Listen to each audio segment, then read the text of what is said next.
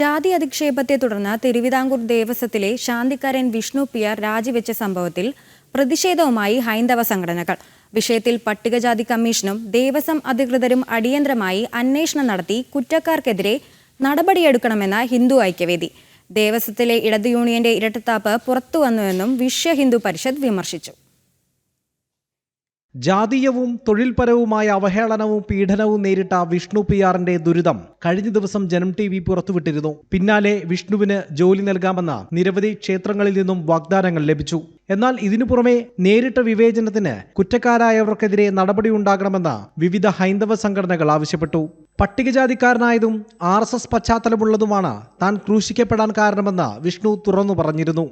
സർവീസിൽ കയറുന്നതിന് മുമ്പേ നമ്മളെ ഭീഷണിപ്പെടുത്തി അവരുടെ യൂണിയനിൽ ചേർപ്പിച്ചിട്ടും നമ്മൾ മുൻപ് ആ കേസ് കൊടുത്തതും പിന്നെ നമ്മളുടെ ബാക്ക്ഗ്രൗണ്ട് നമ്മളേത് ഇതിൽ നിന്നാണോ വളർന്നു വന്നത് സംഘാനുഭാവിയായതൊക്കെ കൊണ്ടതൊക്കെ തന്നെയാണ് നമ്മളെ നിരന്തരം വേട്ടയാടിക്കൊണ്ടിരിക്കുന്നത്. ഇത്തരത്തിലൊരു പ്രശ്നം ഉണ്ടായിട്ട് പോലും അവർ നമ്മളോട് ഒരു വിശദീകരണവും ചോദിച്ചിട്ടില്ല.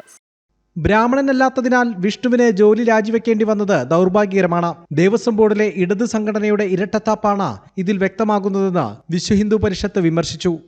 ദേവസ്വം ബോർഡിലെ പ്രബലമായിട്ടുള്ള ഇടത് യൂണിയനും ഇക്കാര്യത്തിലും മുൻപന്തിയിൽ നിന്നു.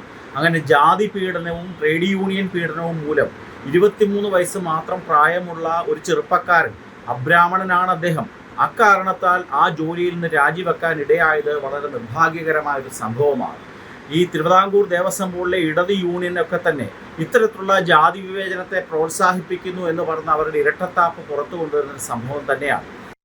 ക്ഷേത്ര സങ്കേതങ്ങൾ CPM ബ്രാഞ്ചായി പ്രവർത്തിക്കുന്ന ഗുരുതരമായ സാഹചര്യമാണ് കേരളത്തിലുള്ളതെന്ന് ഹിന്ദു ഐക്യവേദി വിമർശിച്ചു. സംഭവത്തിൽ കാരണക്കാരായവർക്കെതിരെ പട്ടികജാതി കമ്മീഷനും ദേവസ്വം ബോർഡ് അധികാരികളും അന്വേഷണം നടത്തി കുറ്റക്കാരെ കണ്ടെത്തി ശിക്ഷിക്കണമെന്നും ഹിന്ദു ഐക്യവേദി ആവശ്യപ്പെട്ടു. ജനം, കൊച്ചി.